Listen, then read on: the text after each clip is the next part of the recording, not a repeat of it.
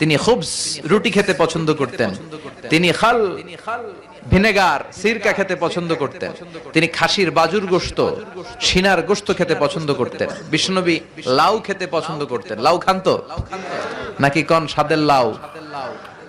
বানাইলো মোরে, আগা খাইলাম ডোগা খাইলাম, এগুলো বললেন না।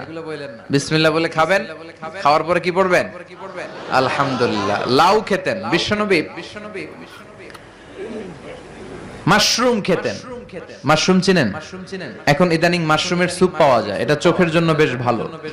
মাশরুম খেতেন, শশা খেতেন, তরমুজ খেতেন, কালিজিরা খেতেন, আজোয়া নামে একটা খেজুর খেতেন স্পেশাল। বিশ্বনবী বলেন মদিনার আজোয়া খেজুর যদি কেউ প্রতিদিন সকালে 7টা খায়, ওই দিন কোন সাপে কামড় দিল বিষে ধরবে না, ব্ল্যাক ম্যাজিক করলে ক্ষতি হবে না, জিন পরীর জাদু টোনায় তো কাজই হবে না।